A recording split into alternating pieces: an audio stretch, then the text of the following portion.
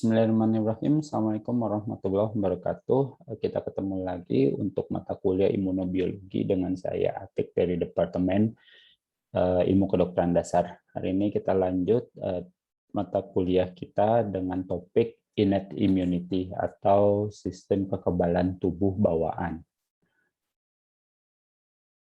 Untuk kuliah hari ini, kita akan berbicara tentang properti atau isi dari innate immunity atau komponen-komponen apa yang nantinya akan terlibat, diantaranya adalah epithelial barriers-nya, terus kemudian sel-sel yang terlibat pada innate immune, dan humoral mechanisms atau mekanisme humoral yang terlibat gitu. Jadi kalau seandainya sebelumnya mungkin kita tahu bahwa kalau humoral itu selalu identik dengan imunoglobulin atau IgG, IgA, IgM, tapi ternyata sebetulnya humoral itu tidak sesempit itu, karena pada innate immune sendiri itu ada yang kita kenal juga sebagai humoral mechanisms. Nanti kita akan bahas itu. Kemudian, selain itu, kita juga akan bahas karena berbicara tentang innate immune, pada akhirnya suatu saat sistem imun itu akan membawa ke yang adaptif, maka pada kuliah innate immunity ini kita juga akan membahas perihal peran dari sistem kekebalan bawaan atau innate immune ini dalam hal menstimulasi adaptive immune response-nya, seperti itu.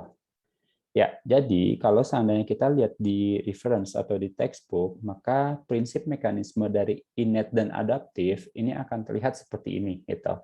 Jadi kalau yang sebelah kiri sekitar 0 sampai 12 jam ini identik dengan innate immunity.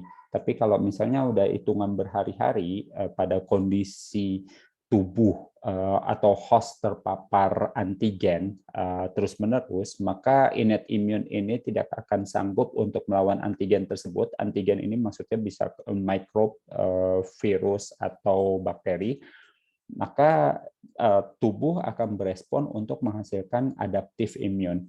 Nah, kita lihat di sini satu persatu, sedikit demi sedikit. Jadi kalau seandainya ada antigen dari luar tubuh, dalam hal ini katakanlah microbes, sebetulnya pada awalnya dia akan ditahan atau ada barrier, physical barrier yang ada di dalam tubuh kita, gitu.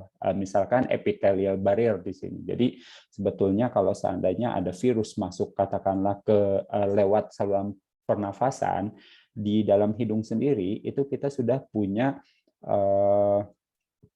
bulu hidung gitu, dan bulu hidung sendiri ini berperan dalam hal untuk mencegah atau menyaring si virus itu masuk gitu.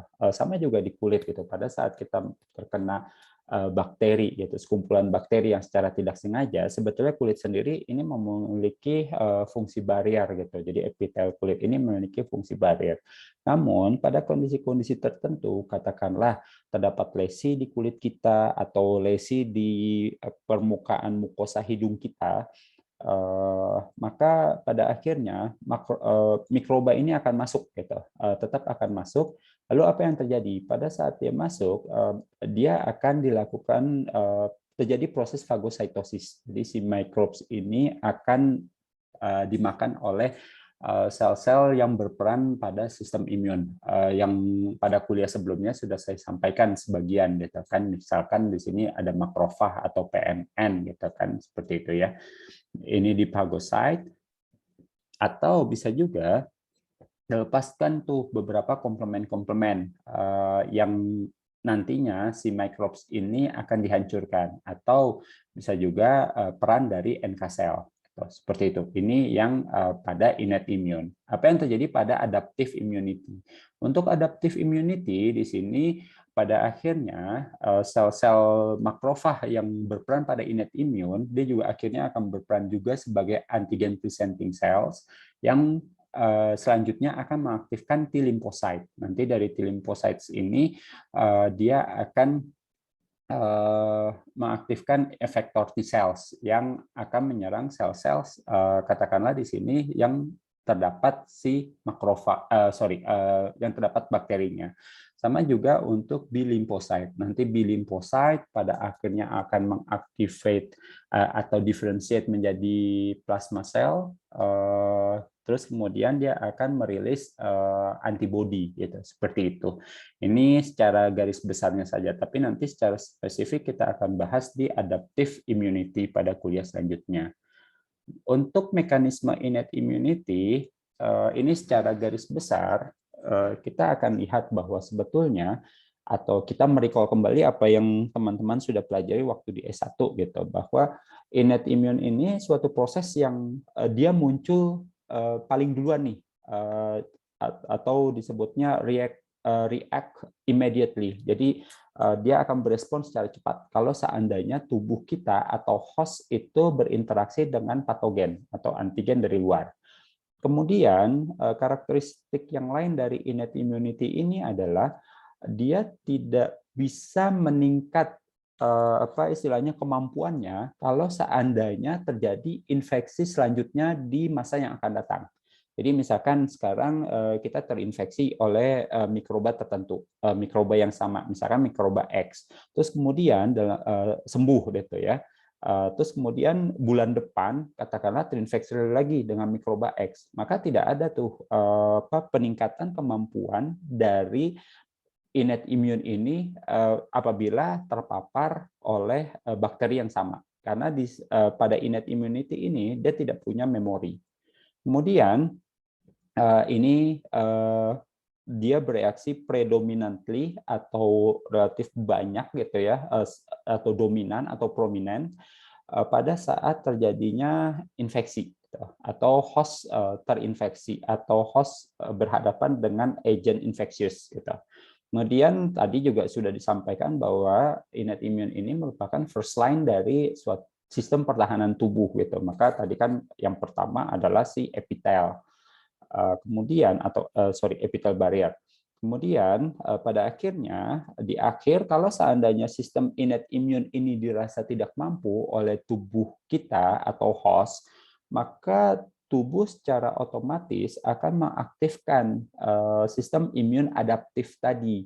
Bagaimana caranya? Ya dengan cara bantuan peran dari si innate immune ini gitu. Jadi sel-sel innate immune yang katakanlah dia berfungsi awal sebagai benteng pertahanan awal gitu ya. Tapi kalau misalnya suatu saat dia tidak kuat, ya dia akan mengaktifkan si adaptive immune tadi dengan cara ya dia berperan sebagai katakanlah antigen presenting cell. Jadi saya selalu membuat ilustrasi seperti kalau seandainya kita bayangkan perang zaman dulu gitu ya di negara-negara Eropa katakanlah itu ada kastel atau benteng-benteng besar gitu ya. Jadi kalau misalnya kita nonton film-film kolosal gitu, jadi misalkan ada satu benteng, suatu kerajaan diserang oleh katakanlah perompak dari luar. Gitu. Kalau seandainya perompaknya sedikit, bisa masuk nggak ke dalam benteng? Kan nggak bisa gitu. Benteng sendiri disusun, maksudnya dibentuk dengan kondisi sedemikian rupa sehingga tidak bisa orang menyusup ke dalam gitu. Jadi kita anggap benteng ini adalah ya tadi epithelial barrier atau physical barrier gitu, seperti itu. Atau katakanlah kalau udah masuk sendiri, masuk deh tuh si perompak dari luar gitu. Biasanya benteng sendiri itu kan ada berlapis-lapis gitu. Dia pintu awal, terus ada pintu kedua gitu. Dan bahkan di luar pintu sendiri atau pintu yang layer kedua itu ada yang menunggu, ada apa istilahnya prajurit-prajurit atau penjaga benteng atau castle tersebut gitu. Nah, kita bayangkan kalau seandainya dia barrier fisik pertama dia bisa masuk gitu karena orangnya lagi ke toilet lah katakanlah si penjaganya. Nah, tapi pada saat di barrier kedua, ini kan ada penjaga nih. Si penjaganya dia pasti akan menyerang deh tuh penyusup dari luar gitu kan. Kalau seandainya penyusup dari luar ini habis katakanlah si perompaknya habis, maka ya sudah selesai gitu kan. Maka sistem pertahanan tubuh si innate immunity ini nggak ada masalah. Tapi bagaimana kalau ternyata katakanlah si penyerangnya perompaknya banyak gitu.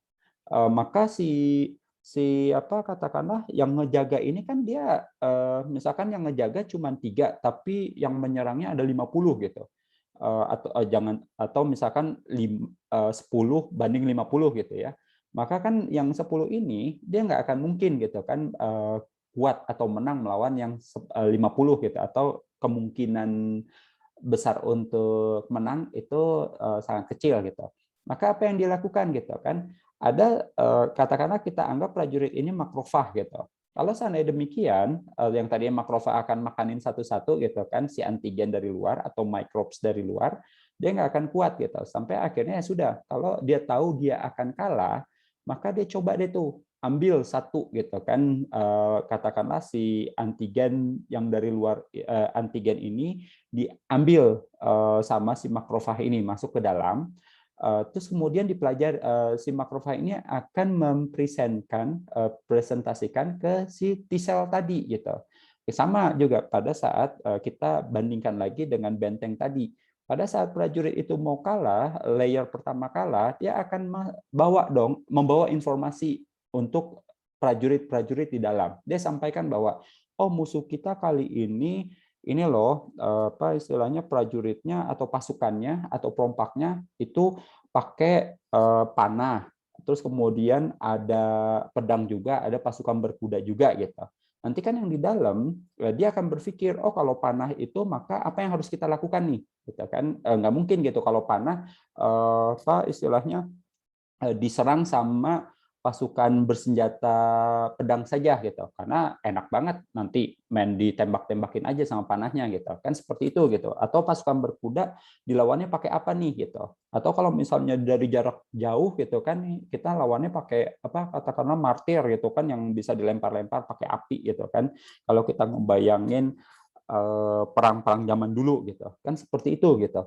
Nah, sama juga si adaptive immune ini gitu. Pada saat si makrofag mempresentkan ke sel, katakanlah ke T cell, dia T cell itu akan mempelajari, oh ini adalah kuman ini, oh ini antigennya begini, strukturnya seperti ini gitu. Jadi diperkenalkan sampai akhirnya nantinya si adaptive immunity ini dia akan merilis deh tuh entah itu sitokain atau T cell, katakanlah T cell helper atau sitotoksik atau sitolitik T cell gitu kan, seperti itu gitu. Atau pada akhirnya dia juga activate si B cell gitu, B cell, yang B cell diferensiasi menjadi plasma cell ini yang nantinya akan merilis si imunoglobulin gitu. Jadi seperti itu ya. Nah, sekarang kita lanjut satu persatu, misalkan dari epithelial barrier. Epithelial barrier tadi sudah disampaikan, ada kulit, ada mukosa membran gitu kan. Terus kemudian selain komponen innate immune, selain epithelial juga ada sel gitu. Sel di sini ada phagocytes cells atau makrofag gitu kan. Ada juga NK cell gitu. Terus kemudian humoral komponennya apa saja sih kalau yang adaptif atau innate immune ini? Diantaranya adalah cytokines atau komplement gitu. Seperti itu. Jadi ini dibayangin tadi kan yang tadi saya cerita juga tentang perang-perangan atau invasi suatu pasukan ke suatu castle atau benteng gitu. Jadi anggaplah misi bentengnya gitu kan, sedangkan ini intruder atau penyerang dari luar gitu. Padahal ini adalah si epitel, sedangkan ini mikroba. Jadi yang pertama adalah epitel sendiri, dia kan barrier fisik gitu. Selain barrier fisik, sebetulnya dia juga merilis nih si peptides antibiotics gitu. Ya misalkan kan kita ketahui keringat kita itu mengandung apa sih gitu, sampai akhirnya bisa juga menghancurkan si bakteri gitu kan. Seperti itu. Terus kemudian ada juga di dalam epithelial sendiri ini kita memiliki si limfosit gitu. Seperti itu. Jadi ini fungsi dari epithelial dalam innate immune gitu. Dan satu lagi bahwa katakanlah di kulit kita memiliki normal bacterial flora. Jadi sebetulnya tubuh kita itu sudah dirancang sedemikian rupa supaya kita tidak lemah atau tidak kalah kalau seandainya ada bakteri atau mikroba yang masuk ke dalam tubuh kita. Kemudian kita lanjut ke sel untuk innate immunity. Minggu lalu kita sudah belajar itu selnya apa saja dari monosit, makrofag, terus kemudian neutrofil, terus NK cell, dendritic cell, sama mast cell beserta fungsinya gitu. Misalkan monocytes atau makrofag fungsinya untuk fagositosis, inflamasi, tissue repair, sama T cell activations. Terus kemudian mast cell kemarin juga kita sudah belajar bahwa dia berperan pada inflamasi, dan eosinofil itu against parasite, sama juga dia berperan pada inflamasi juga kalau yang kemarin kita pelajari. Ya, sekarang lanjut pasca kita tahu selnya apa saja, terus kemudian juga kita tahu bahwa tadi di gambar terlihat gitu beberapa sel ini memiliki fungsi fagositosis gitu. Bahkan minggu lalu kita juga sudah belajar opsonisasi yang menginduce phagocytes pada proses apa istilahnya proses pertahanan dari sel. Nah, sekarang kita lihat bahwa kalau seandainya terjadi fagositosis, ini urutannya seperti apa sih gitu. Sebetulnya tadi di gambar kita sudah bisa melihat gitu kan bahwa yang pertama patogen mulai masuk to entry ke dalam sel. Terus kemudian sel akan mencoba mengenalkan bahwa oke, ini yang masuk adalah patogen nih gitu. Dia musuh yang harus dihancurkan gitu. Misalkan dia direcognize atau dikenali oleh makrofag atau dendritic cell. Kemudian bagaimana caranya dia mengenal? Jadi sebetulnya sel-sel ini nih pintar gitu kan. Dia akan tahu bahwa setiap microbes yang dari luar itu memiliki molecular pattern dan reseptor yang berbeda-beda gitu. Bahkan sel-sel makrofag dan dendritic cell ini tahu bahwa this is not ours gitu, this is not belongs to us gitu kan, ini adalah apa istilahnya benda asing nih gitu, seperti itu. Mari kita lihat maksudnya molecular pattern and receptor itu seperti apa sih gitu. Jadi di sini dikatakan bahwa ternyata masing-masing patogen ini memiliki karakteristik yang berbeda. Karena karakteristik tersebut untuk si microbes-nya ini esensial atau sangat penting untuk mereka. Misalkan sangat penting untuk proses replikasi atau sangat penting untuk supaya dia bisa menginfeksi sel host gitu. Ya kita pada akhirnya banyak belajar gitu kan, banyak membaca tentang COVID-19 atau SARS-CoV-2 gitu kan.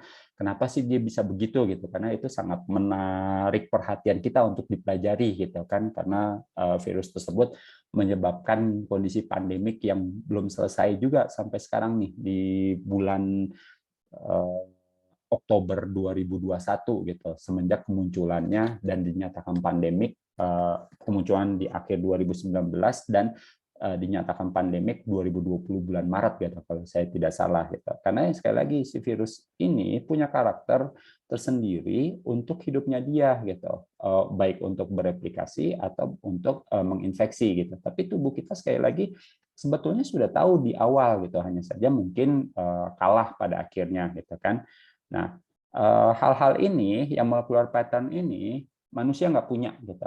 Jadi sekali lagi ya, kalau saya sih sebagai cellular biologist or molecular biologist melihat organisme lain itu sangat menarik gitu. Jadi tidak hanya human saja yang menarik atau animal saja yang menarik. Any kind of creatures itu ternyata mereka memiliki karakteristik yang unik dan sangat menarik untuk dipelajari gitu. Seperti itu. Misal kita lihat nih, ini bakterial gitu. Kita sangat tahu gitu kan bahwa bakteri ini punya flagel gitu kan, terus lipoprotein juga ada gitu di membrane, terus dia ada lipopolysaccharides gitu kan, beberapa bakteri tertentu mereka punya LPS lipopolysaccharida, atau bahkan kita kalau sebagai molecular biologist yang suka meneliti itu kita pakai LPS ini untuk menginduksi apa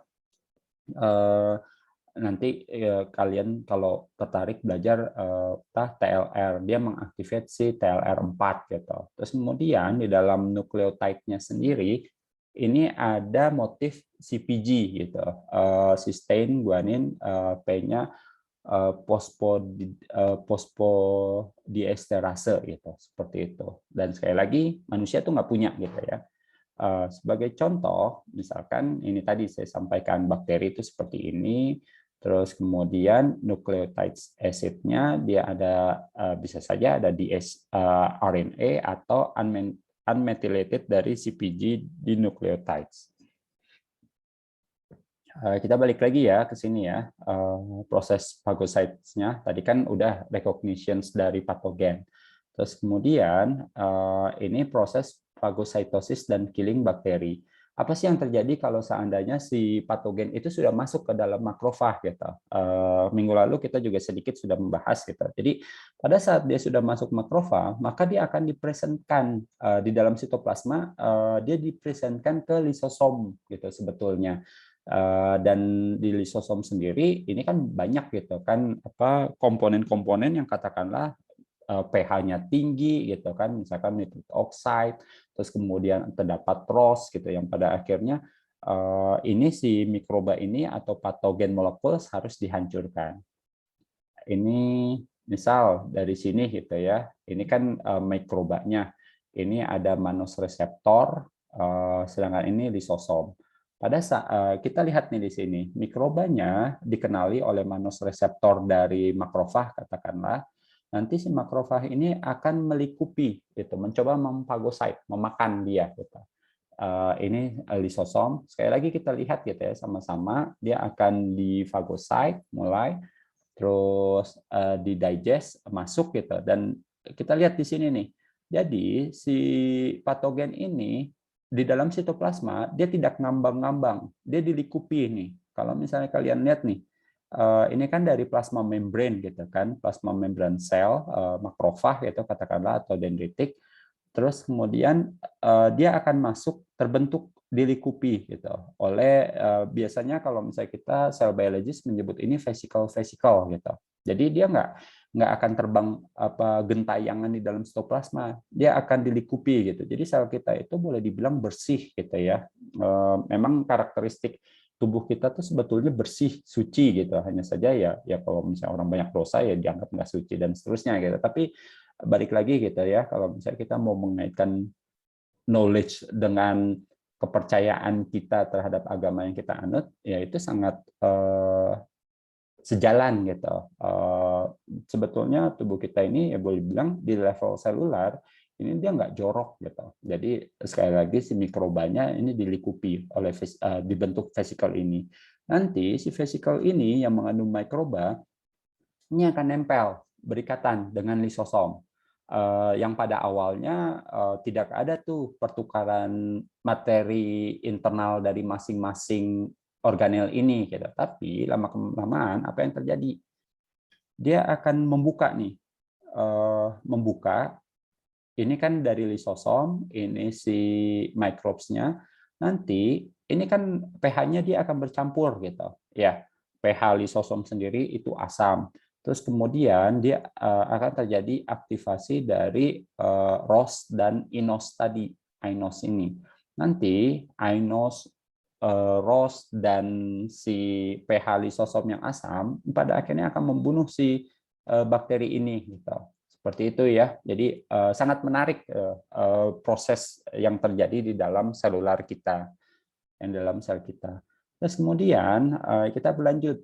Oke, tadi mikrobanya sudah difagosit, terus kemudian dihancurkan. Terus kalau seandainya pada kondisi-kondisi tertentu, katakanlah dia butuh lebih banyak si makrofagnya, masih di dalam level innate immunity, sebetulnya apa sih yang terjadi gitu? Maka yang terjadi adalah ini, yang nomor 4, tubuh akan menginduksi proses-proses tadi si makrofag dia akan menginduksi supaya menghasilkan inflamasi. Sebetulnya apa sih yang terjadi pada proses inflamasi? Jadi inflamasi di sini yang pertama adalah terjadi produksi pro-inflammatory cytokines. Jadi stokin pro-inflammatory itu dirilis gitu oleh tubuh. Misalkan TNF, interleukin 1 dan beberapa kemokin. Jadi gambarannya seperti ini. Jadi pada saat dia sudah terjadi internalisasi mikroba atau phagocytes microbe di dalam makrofag, ini makrofag akan merilis nih inflammatory cytokines. Sebetulnya tujuannya buat apa sih gitu? Emang nggak cukup gitu ya ini dia dilahap aja gitu, dimakan aja. Ternyata di sini kita bisa lihat nih tujuannya supaya terjadi proses inflamasi. Nah, memang kenapa kalau misalnya terjadi proses inflamasi gitu, maka kita bisa lihat karena pada saat inflamasi sebetulnya sel-sel yang ada di dalam intravaskular ini dia akan keluar gitu ke ekstravaskular. Dia akan ke tempat-tempat yang memang terjadi inflamasi tadi gitu, tempat-tempat terjadi adanya serangan si mikroba-mikroba ini gitu. Seperti itu ya, maka itulah fungsinya kenapa terjadi inflamasi ini gitu. Jadi ibaratnya untuk memanggil sel-sel yang terlibat pada innate immune tadi supaya membantu makrofag yang sedang bekerja gitu. Itu sih prinsipnya. Ini tadi sudah disampaikan. Oke, ini sudah sampai ke tahap inflammation induction. Terus kemudian ini tadi juga sedikit sudah saya sampaikan karena dia sudah menginduksi proses inflamasi, jadi meng-attract cells ke area yang saat itu terjadi infeksi. Kemudian ini dirilis deh tuh adhesive molecules kayak misalkan selectins, integrins, dan chemokines. Jadi kalau misalnya kita lihat juga kan kalau misalnya luka terbuka gitu ya, luka sedikit lah gitu, maka terjadi inflamasi kan tuh kemerahan gitu kan, terus kemudian kayak lengket-lengket gitu adhesif seperti itu gitu. Jadi ini apa istilahnya visualisasi atau ilustrasi dari kondisi attract si sel-sel yang terkait dengan innate immune pada kondisi inflamasi. Tadi kan sudah kelihatan itu kan bahwa si neutrofilnya dia akan keluar gitu kan dari vaskular gitu. Nah, karena ada rilis dari pro-inflammatory cytokines dari si makrofag. Ini kita bisa lihat gitu kan bahwa yang pertama kan ini si neutrofil ini akan binding, rolling sampai nanti akhirnya dia keluar transmigrate keluar untuk sampai ke tempat infeksi gitu. Seperti itu. Maka kalau kami juga dari sel biologi khususnya yang histologi untuk melihat katakanlah untuk penyembuhan luka gitu ya, misalkan penyembuhan luka sayat, biasanya kita pada saat kita potong jaringannya, kita cari deh tuh, ada nggak sebukan sel radang di sana gitu. Ya itu sekali lagi, walaupun kita carinya di jaringan, katakanlah di dermis gitu ya, kan itu kan bukannya di pembuluh darah gitu, tapi ya ternyata memang dia akan keluar gitu kan, karena untuk membantu proses penyembuhan tadi gitu, seperti itu. Oke, kita lanjut sekarang ke pathogen eliminations atau adaptive immunity activations. Dan ini yang terakhir gitu. Jadi katakanlah proses proses innate immune tadi yang makrofag, dendritic cell, bahkan terjadi proses inflamasi lokal di sana itu masih belum adekuat juga untuk mengeradicate atau menghilangkan si patogen dari luar, maka pada akhirnya dia akan mengaktifkan adaptive immunity gitu. Dia akan mengaktifkan adaptive immunity yang berperan misalkan dendritic cell, karena dendritic cell kita ketahui sebagai antigen presenting cell. Oke. Dan yang terakhir perihal tissue repair dan remodeling. Ini juga peran dari si makrofag gitu. Ini yang berperan ada enzim dan cytokines atau growth factors. Nah, yang terakhir kita berbicara sedikit tentang NK cell gitu. Karena NK cell di sini juga sangat menarik gitu ya. Meskipun dia bagian dari innate immune, ternyata NK cell di sini yang menariknya adalah di tahun 2000-an itu diketahui ternyata NK cell itu memiliki sifat memorizing, meskipun memorizing-nya tidak sekuat T cell dan B cell gitu. Tapi ya maka ini kita bahas tersendiri ya si innate cell pada NK cell pada innate immunity. Jadi prinsipnya kalau seandainya si NK cell, prinsipnya NK cell ini kan dia akan membunuh sel yang ada virus atau ada antigennya di dalamnya gitu.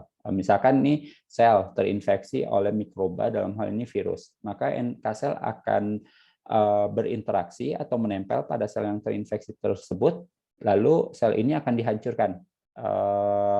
dihancurkan gitu, seperti itu. Jadi diharapkan kalau misalnya selnya dihancurkan, virus yang di dalamnya atau microbes di dalamnya itu juga akan hancur gitu. Sama juga kalau seandainya terjadi pada tumor sel. Kemudian kita lihat kalau seandainya kita lihat bahwa si NK sel ini diaktifkan oleh siapa sih? Tadi kan diketahui bahwa NK sel juga activation-nya dari makrofag gitu, dengan cara ya ini rilis dari interferon gamma gitu ya.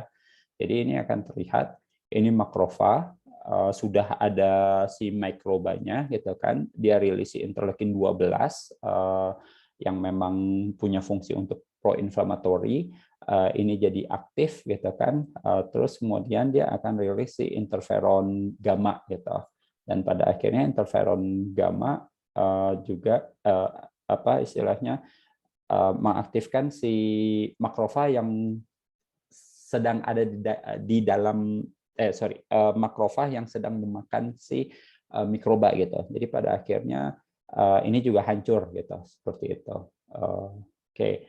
Nah, pada kondisi normal kondisinya seperti ini gitu. Jadi NK sel sendiri itu sebetulnya bukan hanya NK sel gitu. Jadi semua any kind of cells atau any kind of hormone, any kinds of molecules in our bodies itu supposed to be atau seharusnya dalam kondisi homeostasis gitu, seperti itu. Jadi termasuk NK sel juga.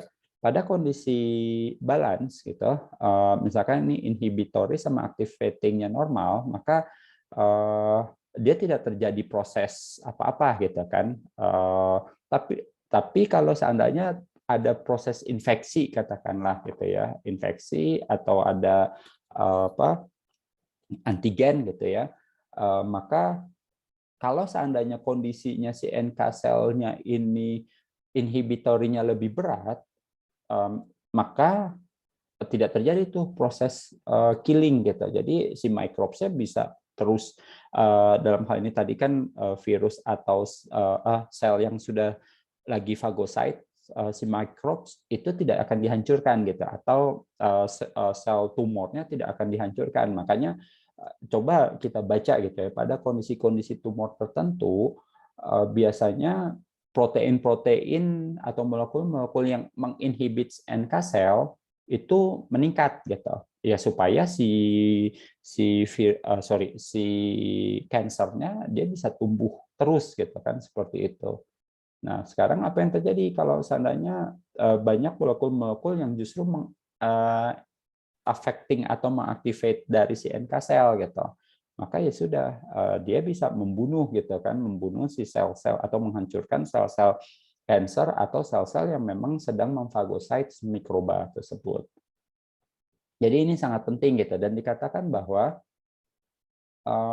ini berkaitan dengan MHC class 1 molecules gitu. Nanti kita lihat gitu, dan mungkin pada pertemuan selanjutnya kita akan membahas lebih detail tentang MHC class 1 and MHC class 2. Tapi kalau yang NK cell ini dia lebih ke MHC class 1 gitu ya. Nah, ini kita lihat di sini gitu. Kalau seandainya inhibitory receptor not engaged, jadi apa istilahnya tidak ada inhibitor nih di NK cell, maka NK cell dia bisa bekerja, maka terjadi killing sel yang sedang phagocyte gitu. Pada akhirnya ini akan hancur semua. Tapi apa yang terjadi kalau seandainya inhibitory receptor engage gitu kan, ada gitu ya. Ini misalkan nih inhibitory reseptornya ini ada gitu kan, terus kemudian terjadi kompleks si self class 1 MHC sama self peptides kompleks gitu, maka NK cell nggak akan bunuh gitu.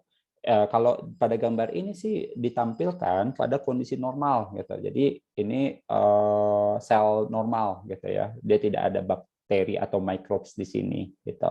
Jadi paham bedanya ya pada kondisi dia dihambat atau dia diinitiate gitu, inhibitory atau promotes untuk si NK cell ini. Kemudian bagaimana sih mekanisme NK cell ini membunuh sel yang terinfeksi atau sel tumor tadi. Gitu. Maka di sini dikatakan bahwa ANK sel ini nantinya dia membunuh atau menghancurkan sel melalui metode apoptosis. Gitu. Kalau seandainya kalian masih ingat atau ada yang ikutan kuliah tentang biologi sel, perihal apoptosis, maka kalian akan belajar nih ada granzim, perforin, gitu seperti itu. Dan ternyata dengan diinduksinya NK sel dan berikatan pada sel-sel yang terinfeksi tadi atau tumor cells, maka kan granzymes akan activate, perforin juga, maka ini akan menginduksi apoptosis gitu. Jadi nanti pada kuliah biologi sel perihal apoptosis itu kita akan belajar lebih detail gitu. Ya prinsipnya dia akan mengaktifkan perforin granzyme dan termasuk fas ligan dan fasnya untuk menginduksi terjadinya apoptosis gitu, seperti itu. Nah, sekarang kita lanjut ya. Tadi kan berbicara tentang sel gitu kan. Kita lanjut sekarang humoral mechanisms dari innate immunity.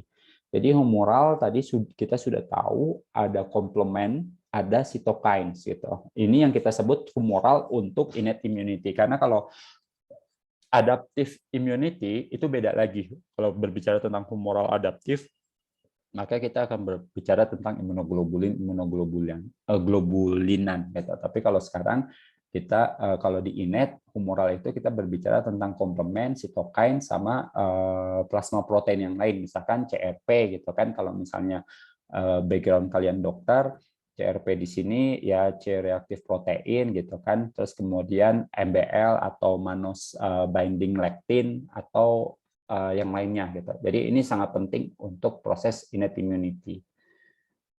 Ya, ini contoh untuk cytokines in innate immunity. Tadi kita sudah belajar gitu kan, mikroba akan difagocytes oleh makrofag, dia akan merilis si TNF alpha atau TNF beta juga, terus kemudian interleukin 1, chemokines, terus dia akan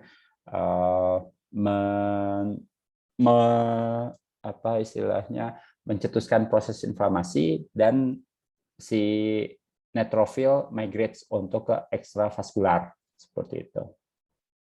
Terus ini juga bisa juga dia activate interleukin 12 atau interferon gamma untuk mengaktifkan fungsi dari NK sel. Seperti itu ya. Oke. Kemudian yang terakhir kita berbicara bagaimana caranya nih si innate immune yang berperan pada innate immune khususnya untuk level selular itu bisa mengaktifate si adaptive immune gitu. Ya prinsipnya seperti digambar di slide awal gitu, slide kedua saya tampilkan gitu kan, bahwa ya pada akhirnya si APC yang merupakan bagian dari si makrofag antigen presenting cell ini ya pada akhirnya akan mengaktifasi si both or either T dan B cell gitu. Mereka berdua akan diaktifasikan gitu sehingga pada akhirnya sistem pertahanan tubuh jauh lebih kompleks dan lebih efektif untuk mengeradicate atau menghilangkan si mikroba tadi gitu seperti itu. Jadi ini kita bisa lihat ini mikroba antigennya, dia akan menempel, terus dia akan bisa dihancurkan pada akhirnya, terus dia akan memproduce nih molekul tadi gitu, atau bisa disebutkan epitop lah katakanlah. Nanti dia akan dikenalkan ke T lymphocyte gitu, seperti itu. Nanti T lymphocyte dia akan berubah gitu kan dari TH0 atau TH naif didifferentiate menjadi TH1 kah, TH2 kah, atau TH17 kah gitu kan. Terus nanti si TH ini juga akan activate si B cell untuk menjadi plasma cell dan merilis antibodi seperti itu.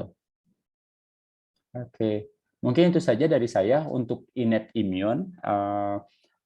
Saya cukupkan di sini. Bagi rekan-rekan mahasiswa atau yang lain, jika ada pertanyaan, silakan langsung saja bisa japri ke WhatsApp grup, ke WhatsApp saya, mohon maaf, atau bertanya pada media yang lain. Terima kasih. Assalamualaikum warahmatullahi wabarakatuh.